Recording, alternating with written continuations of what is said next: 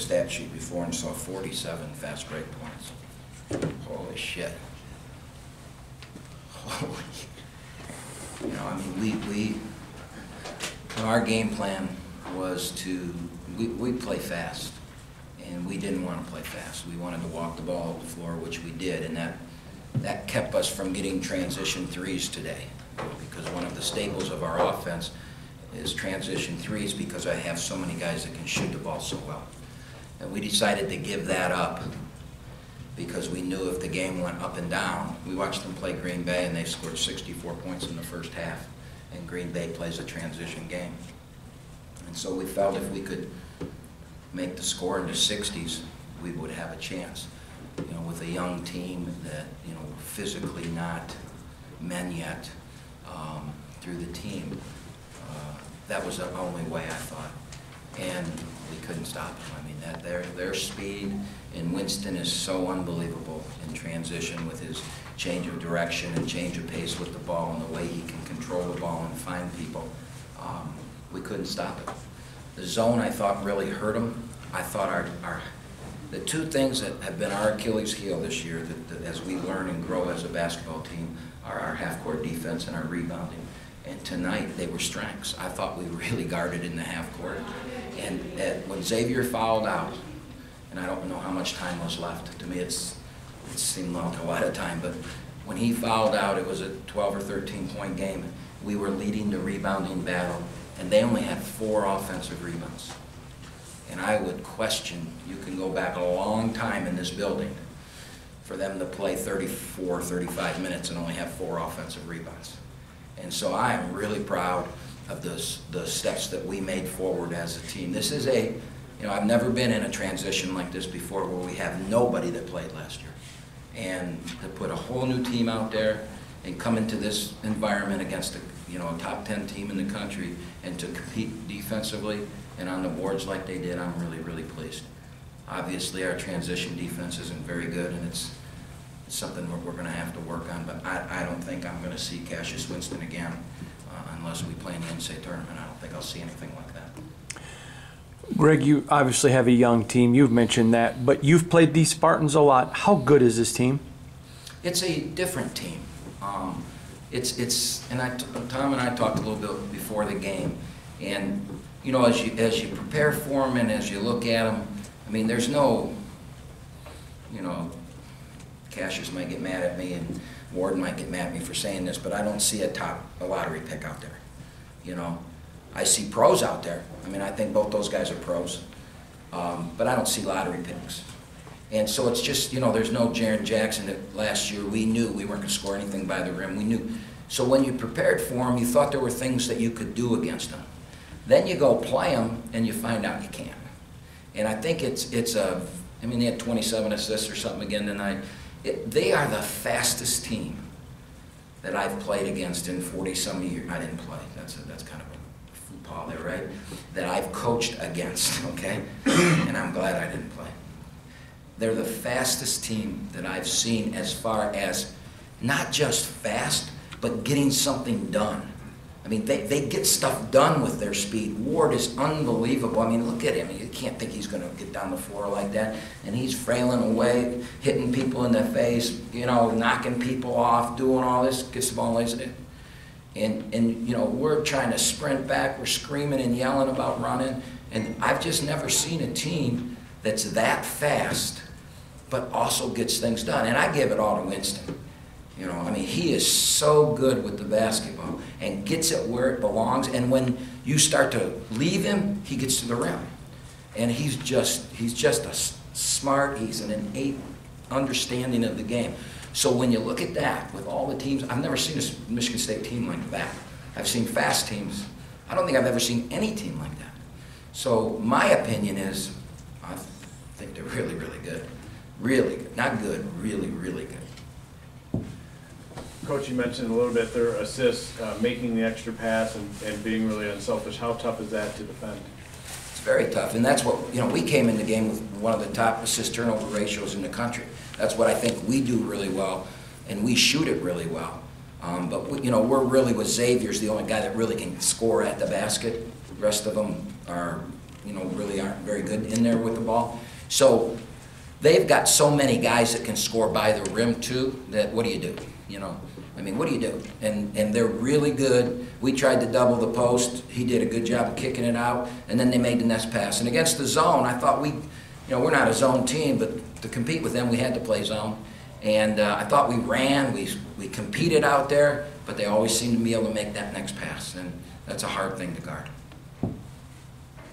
Coach Braden Norris was 6 of 7 from 3 again, came into the game shooting 61% from 3. This isn't a small sample size anymore.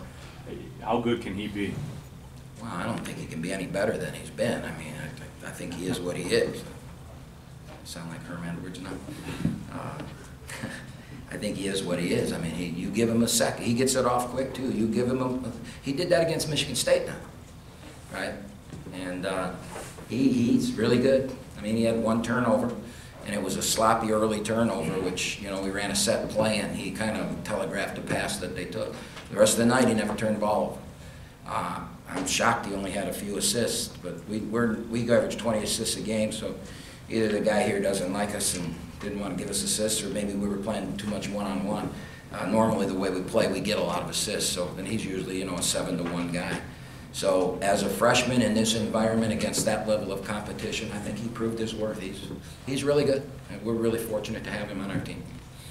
Greg, Tom's talked a lot about trying to find his rotation the last couple of weeks, and really he goes with a shorter lineup right now than in previous years, but there was a lot of balance in that team tonight. I guess, how deep do you see them going right now? Well, it's hard. It's one of the hardest things to do to a coach, as a coach. And he's got a really good freshman class, and finding time for him. In this day and age, kids, I got a really good freshman class. I got to play them together tonight for the last 7 minutes of the game, and I finally got to do that. I didn't like that we were down 30, and that's why we did it, but it's good to see, and he got to play his freshman class a lot tonight. But, we're a win-now society. It doesn't matter what Greg Kampe's done at Oakland or what Tom Izzo's done at Michigan State. Those people that pay that money, they want to win right now. And as a coach, we understand that. And it's a fine line of developing your bench and playing to win. And, Big Ten play, how do you take Cassius Winston out of the game? That three-man rotation of Goings, Ward, and Tillman, how do you put another guy in there? Those guys, we're here to win. That's our job. That's Tom's job, is to win. And so it's a tough thing. At night, I guarantee you, he watches more film than any person in the history of basketball would want to watch. That's what we do. And we look and we try and probe and find ways to get guys minutes, and all the fans want, why didn't he play? Why didn't you play him? Well, we did it because we want to win. All right? And yeah, we want to get this guy minutes, but we're not going to give him minutes at the expense of losing. And a game can change like that. Look at the game tonight. It was people that didn't watch the game, oh, wow, they kicked the crap out of Oakland. They didn't kick the crap out of us. What was it, 12 with 5 minutes? How much time was left when he fouled out? 12. 7. It was a 12-point game with 7 minutes to go. And it ended 30. In a basketball game, things can change like that. And so I got to worry about my team. I don't want to worry about his, but I know what I'm thinking. I'm sure he's thinking the same things. How much does playing the competition you've played during this stretch as usual help prepare you for Horizon League now that that's here? Well, I just say this, and maybe I'm defending myself to critics, but because there's a lot of people that don't think we should play the schedule we play. We haven't been home since November, and we got our first 2 league games on the road too. But if you go to February and you look at teams' records in February, ours is as good as there is in the country over the last 2 decades. We're really good in February. I think last year we had all those injuries and we had maybe we're 4-4 in February. But before that, we might have been 3rd or 4th best in the country over the last decade. Those are league games that prepare you to either win a championship or get you ready for the tournament.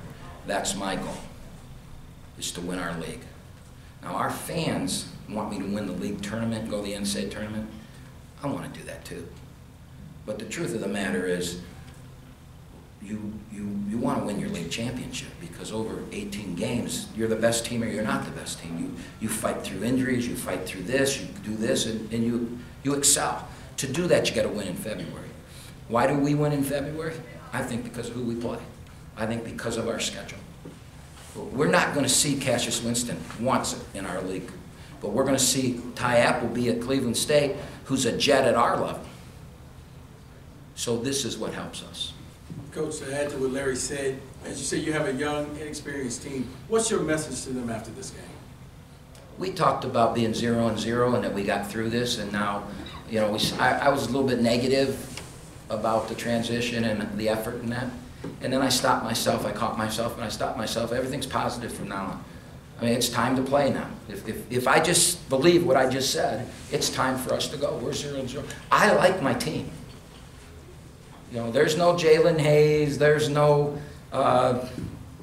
Kay Felder out there, there's no Kendrick Nunn, but kind of like Michigan State's team. You know, I think he really likes his team. I really like my team. I think we're going to be really good. I think before it's over, this year, you know, I don't want to talk about next year. I think next year could be a special year. But I think we can be this year. And so I have to be positive with the players. You got a point guard. That's half the battle, and I think we've proven we got one.